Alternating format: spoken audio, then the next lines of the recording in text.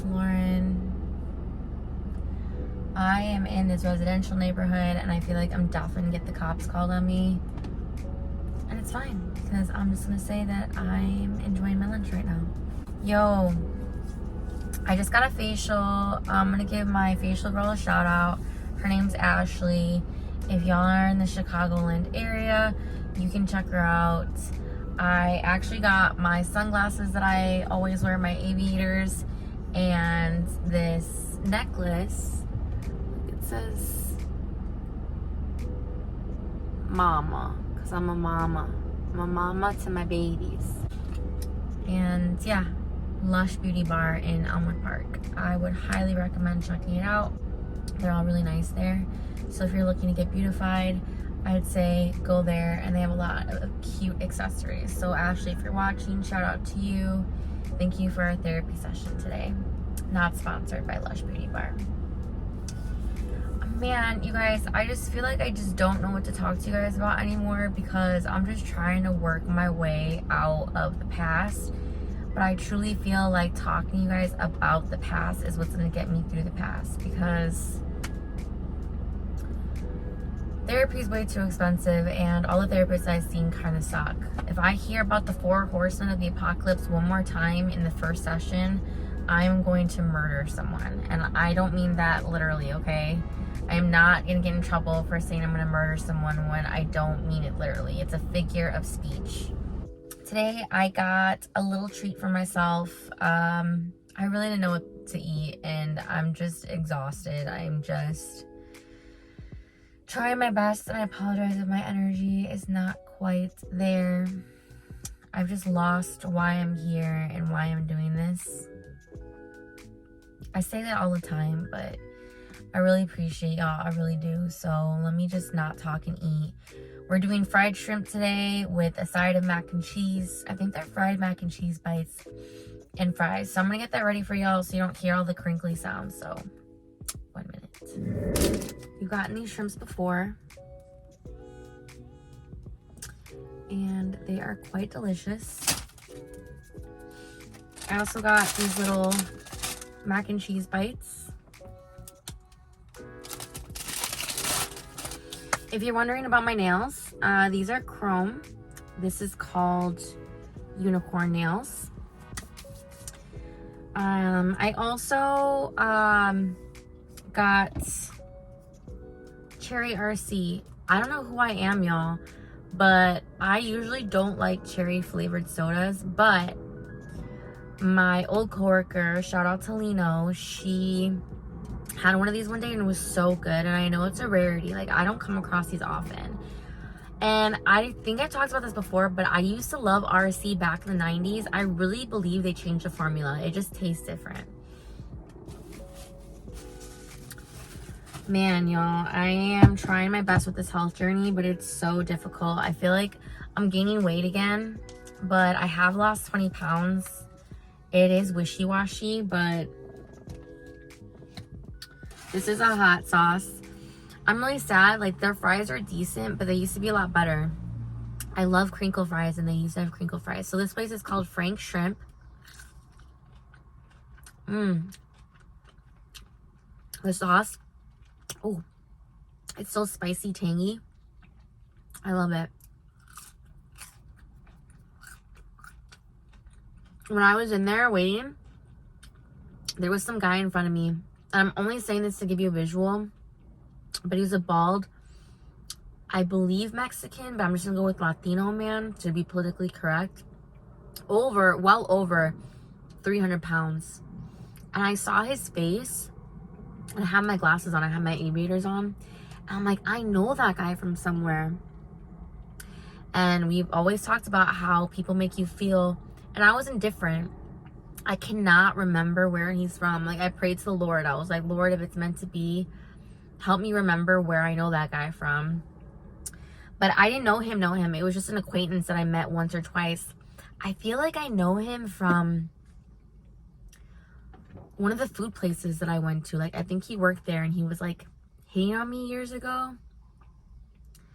I don't know, but I immediately felt like creeped out. I was like, I know that guy, but I just had my aviators on. I just looked down, And thank God my food was ready by the time I figured out that I knew him from somewhere. Y'all, I'm really popular, and I don't think in the best of ways sometimes. Like, sometimes I'd be running into people and I'm like, oh shit. I guess you can say notorious. Ooh, but like, my mind cannot place where I know that person from. I'm just thinking about how many people I've met throughout the years, y'all.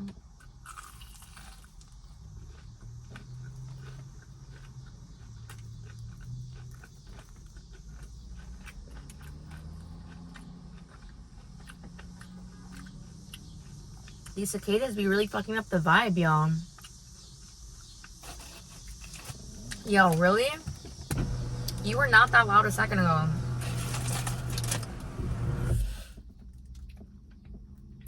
It's gonna be September 1st, and it's still hot AF out.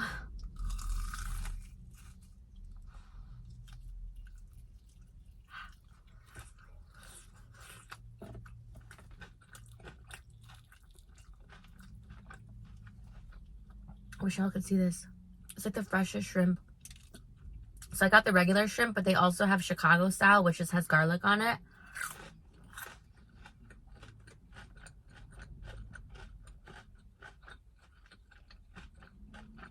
I prefer the plain one. But yeah, y'all, I've met so many people throughout the years here. Like, I was born, raised in Chicago. I still live here, and I be running into people left and right. And I just thought about all the people I've met in 20 years.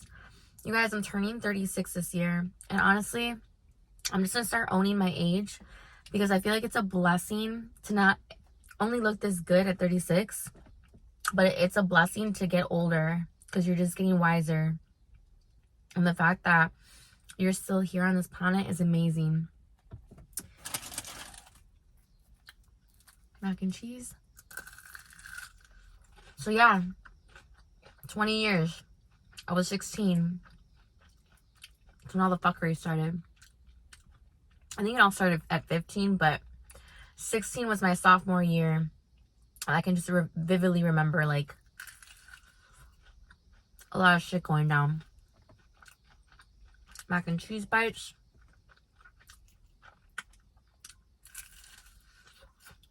But while I was waiting, I heard Usher. Old school Usher. Confessions Usher. And it took me back. You guys, when Usher's Burn came out, it came out the next day after my very first breakup ever. The first breakup I ever experienced in my life. And I bawled my eyes out. I had never heard a song that was just so poignant. Like, I need to stop saying like so much. I'm sorry. I get annoyed by myself. I need to be more articulate.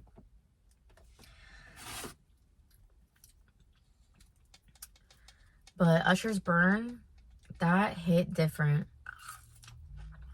Imagine hearing that going through the next day after the first breakup you ever experienced. I cried so hard. I called my best friend Stephanie at the time. I'm like, Usher just came out with this new song and I just broke up with Alex.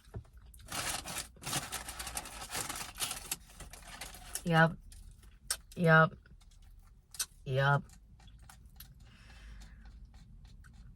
I'm still trying to place like where I know that guy from. I think it was like Friends of Friends. Oh.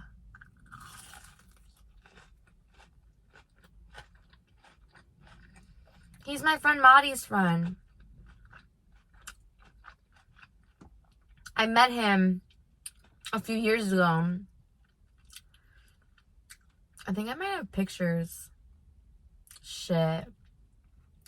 Yeah, those are my drinking days, y'all. I think that's why I didn't want to say hi, because I was just embarrassed. I met him through a friend of a friend. just a few years ago. Probably like right before the pandemic, like 2018, 2019. When I was heavily drinking. And he was nice, but I think the reason why I felt creepy was because I remember being too drunk and us like being really flirty. And it just felt weird because at first he seemed like, there I go again. At first he seemed really friendly, and then it just turned into creepy. But he's nice. He's nice. It was just alcohol is a dangerous drug. That's crazy. Small world.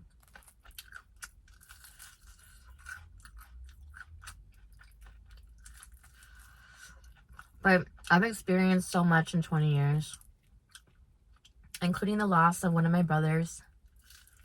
May he rest in peace.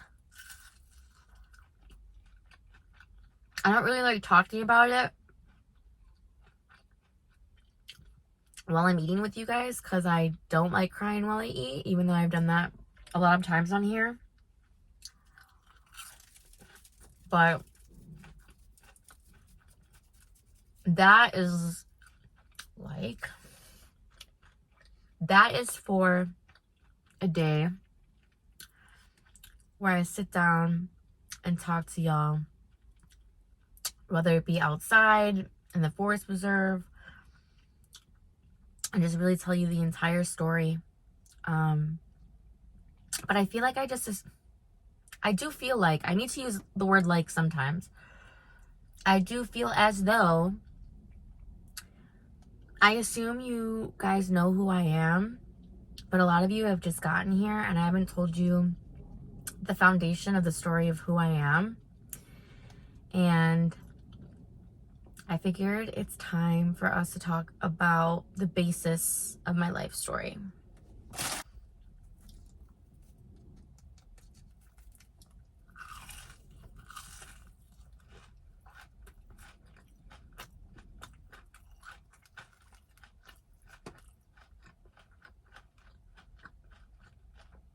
So I'm the baby girl, the only girl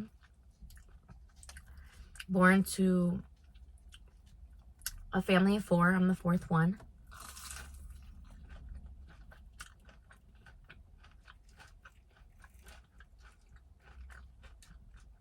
I grew up with 3 older brothers, all significantly older than me.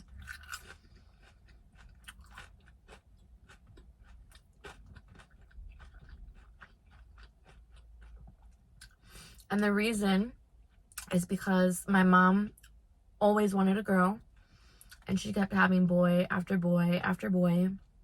And after my youngest brother Kevin was born, who's 10 years older than me, she decided she wasn't going to try anymore.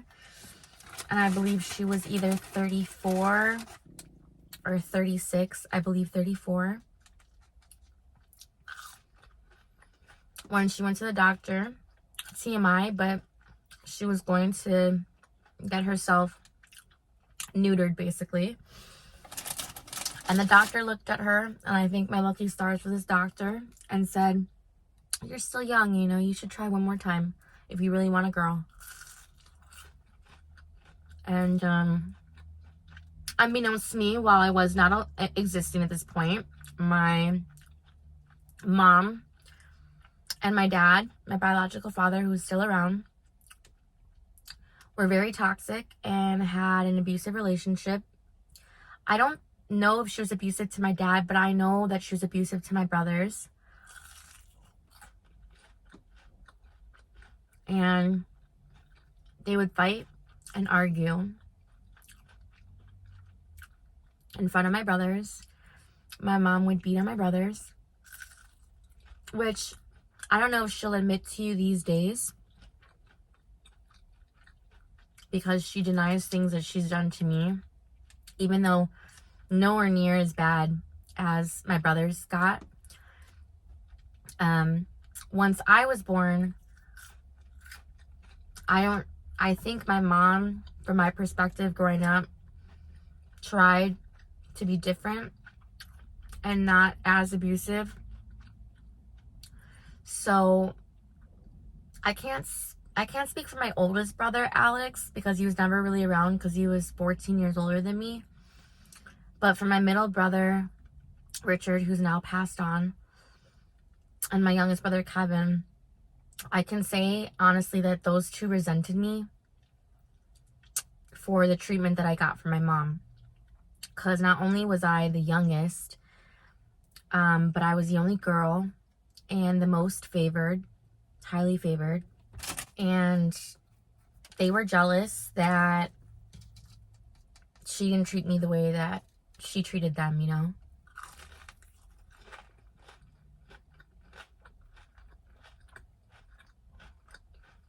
I've watched baby videos of myself throughout my life. Was it DVR? Videotapes. Y'all, I was a really cute baby. I was really sweet too. I mean, duh. And when I was a baby, all of my brothers were obsessed with me. Like, just worshipped me. I want to hold her. No, I want to hold her.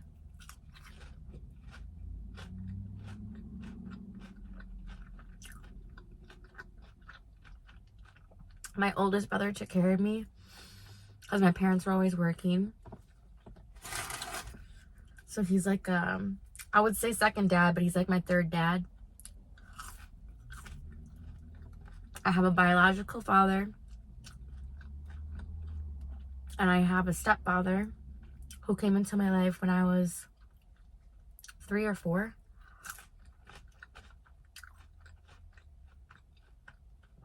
It was right after my parents got divorced. I believe my parents divorced when I was either 1.5 or 2.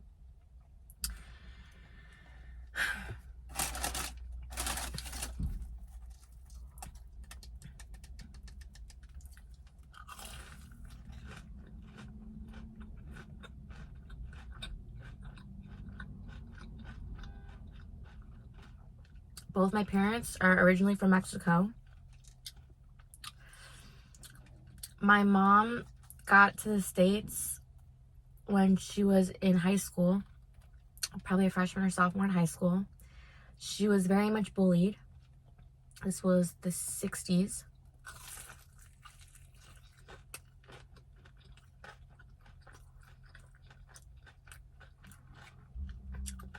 Late 60s, early 70s. Because my first brother was born in 1974. My second brother was born in 1976. And the youngest brother, Kevin, was born in 1978. And I was born in 1988.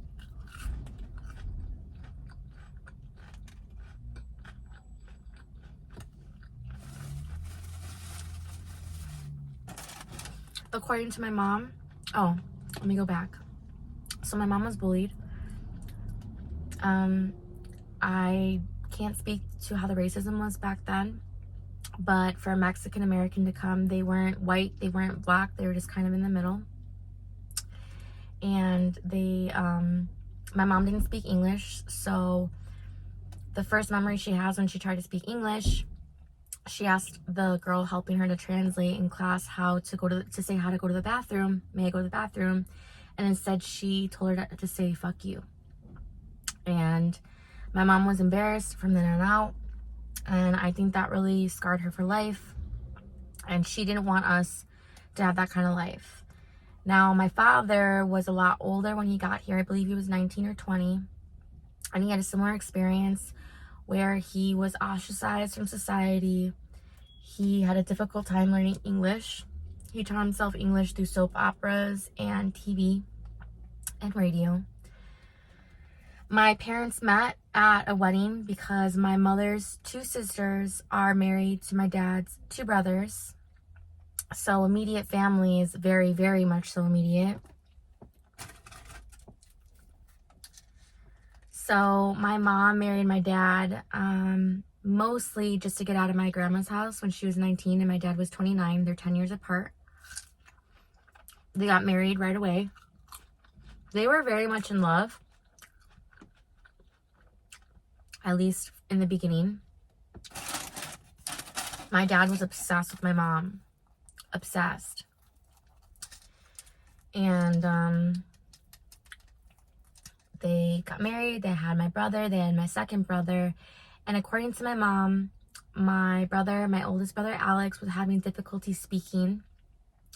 She says he didn't start speaking until he was 6 or 7.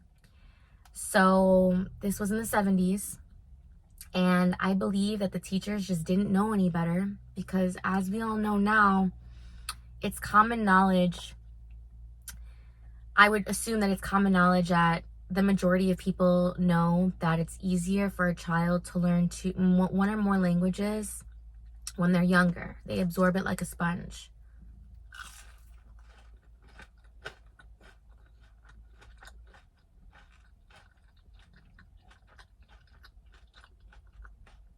I think those teachers were freaking out back then. They didn't know what to do.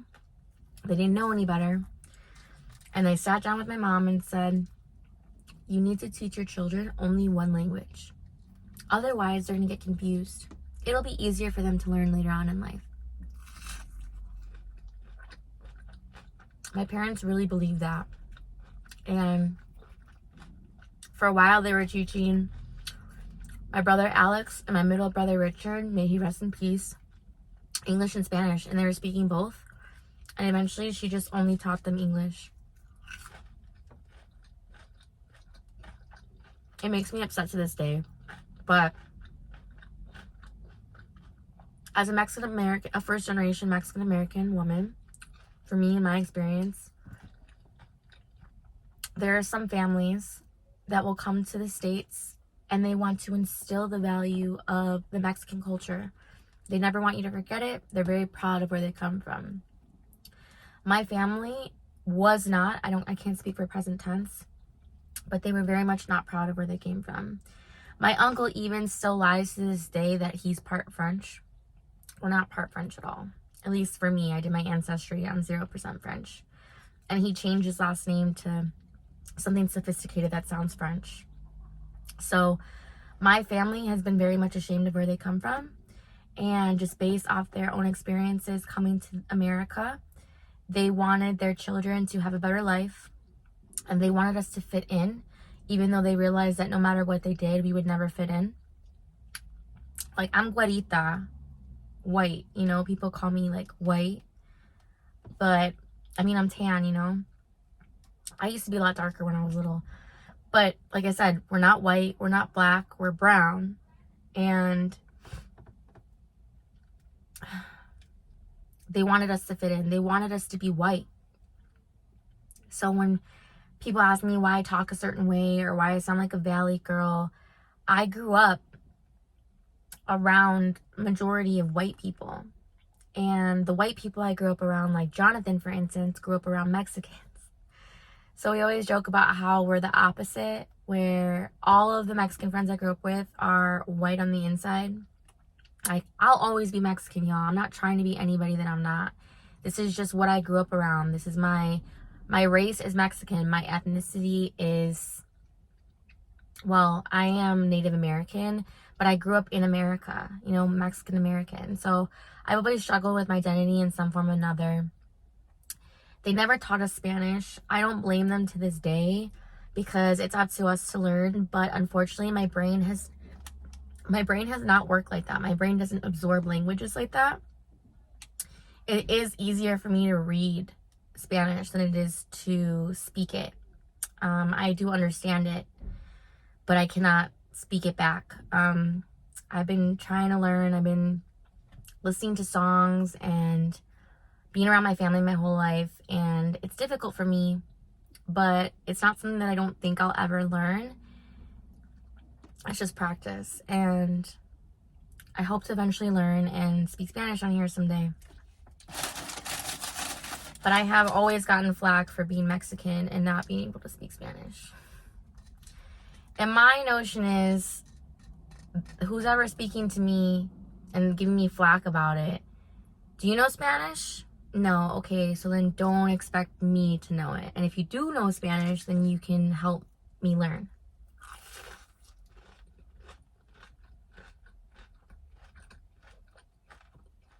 But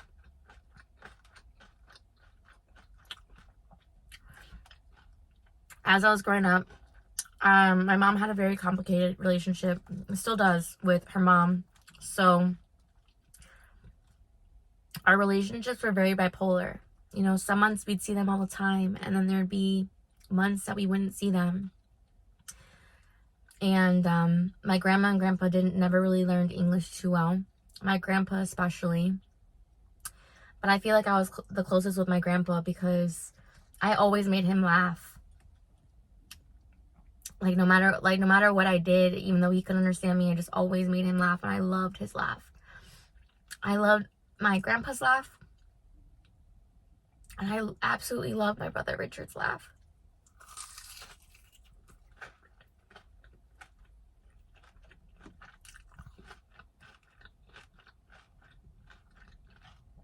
The way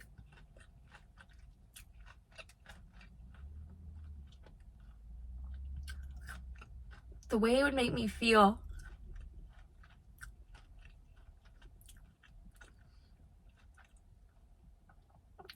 Even talking about it now, I can feel it in my soul. It was so infectious.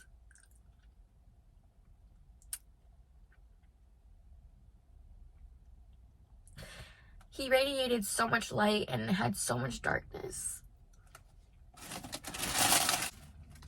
I can't even duplicate it for you if I tried, but it was like one of those things that when you really, really made him laugh, he would like heave, you know?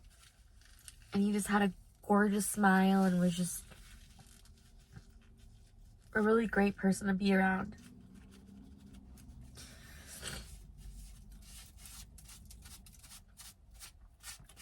And unfortunately, when my parents got divorced, my mom split us up, where when we were all together, she moved us to the south side. That's why my dad still lives on the south side. She split us up. She took me with her back to the north side, which is where I grew up and I still live. And two of my brothers went to the military, one to the Navy, one to the Marines, Alex and Richard. And then Kevin and I were the closest until I was about 5. When I was 5, I've talked about this before, he got into a tragic car accident where they said he had a 50-50 chance of living, and if he lived, he would be a vegetable for the rest of his life, to which he beat both odds by miracles of God. But unfortunately, this is really good. I don't feel like he came back the same. And me and my stepdad talk about that sometimes, where we got him back, but it's kind of like Pet Cemetery, you know? He kind of came back evil. And he has no memories from before his accident. So all the memories we had together, our relationship just changed. I never saw my oldest brother growing up because he was living his life, damn near 14 years older than me. Until I was about 14 years old, I didn't see my middle brother Richard because he was in and out of the Marines.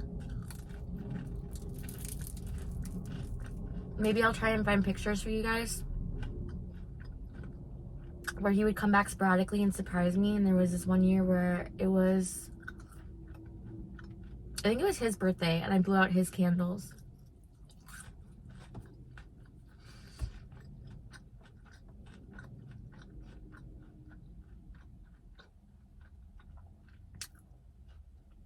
I was always a daddy's little girl, closest with my dad, my biological dad, and close with my stepdad.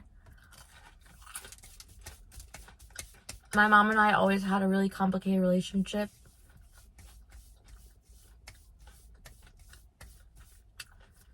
I just remember her always being really volatile and swinging in the pendulum in moods, kind of like I do now. Always feeling like I tried to fix her moods, try to make her feel better. I loved it when she was happy, but when she was mad, it was scary. She didn't have patience for me when I was learning. I never been diagnosed with a learning disability, but it was always more difficult for me to learn things. I've always been a slower learner. And my stepdad was very patient with me. And I just specifically remember her, again, never been diagnosed, but have dyslexia, because when I was little, I would confuse the lowercase b's and the lowercase d's. And it took me the longest time to figure it out. I have this memory of my mom just getting so mad and slamming her fist on the table and walking away. I was just like this, like trying to like focus, you know, trying to focus. And my stepdad was just calm, just working with me, and I eventually learned. So thank God for him, because I don't think I would be around if it wasn't for my stepdad being so kind and patient with me. He was truly sent from God. So I come from a broken home, and that's kind of like, stop with the legs. That's kind of the foundation that I started my life on, was just toxicity. And I can't imagine the things that I absorbed as a baby. Who knows how much they were fighting around me. My brothers and I always had a really complicated relationship. And now that my late brother's gone, I don't have a relationship with my youngest brother. And that's a different story for a different day, to be continued. It's really intricate and detailed. And ironically, me and my oldest brother I would consider to be the closest. I didn't talk to a lot of my family for a long time, but we never stopped talking for the past couple years. Like, we're socially awkward and we don't have a relationship, but we'll send each other, like, as far as, you know, when we see each other in person or anything, we just are like, hey. But we'll text message each other, we'll send each other cat gifts, and we found that we have a lot more similarities than we thought growing up. He moved to Ohio, so I'm probably never gonna see him, but like I said, when I wasn't talking to any of my family members, he was the only one that I kept talking to. It's because he's like my third dad. So yeah, it's kind of the story of my life. And I've been a coddled, spoiled brat who hasn't learned to take care of myself throughout the years. And I'm trying to finally stand on my own 2 feet and not feel bad for myself.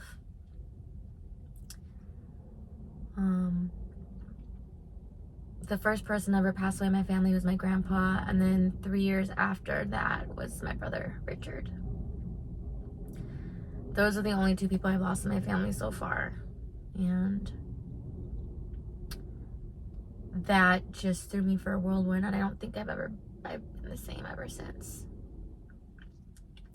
My brother passed in 2008 from alleged suicide. Although there is a chance that he may have been taken by the hands of his then wife. Ironically, it was within the same time frame of Jodi Arias. If you guys don't know her, I would look her up. And they had a lot of similarities. I think the only difference would be is that this girl got away with it, if she did do it, and ran away, and we haven't seen her since. I would give it 85% he did it at his own hands, 15% that she did it, only because he had told me a few months before that he wanted to take his own life. The cops did not even remotely investigate. They just said, oh, he did it military style. Well, wouldn't you think if someone's gonna murder somebody, they're gonna make it look like a suicide? All alleged. And my life has just been time warped since. I was 19 years old when he died, and now I'm older than him than when he was when he died. Yeah, I just feel like I've been time warped since then. Since 2008, my life has just kind of, I don't want to say gone downhill, but it's as if all this time has passed. What is that, 16 years? Yet none at all. It feels like yesterday, yet it was so long ago. And I went down a rabbit hole of alcohol and drugs and sex to numb the pain. And now I feel like I'm coming out the other end trying to heal. So that's my story. That's who Lauren G is in a nutshell. I'm happy and proud to finally share the synopsis of my life a little bit, where I come from, where my family comes from, and just trying to grow and evolve as a human being. Yeah. So I'm gonna apologize for talking for so much, but if y'all really real ones, this lady's like, what are you doing outside of my house? Okay, y'all, this video went on for way too long, but I'm probably gonna take a little bit of a hiatus just to focus on some things and really revamp my life. I found a job. I'm doing what I love. I'll give you more details as we go. I just don't want to jinx it. And I appreciate y'all spending time with me, getting to know me a little bit better. Bye.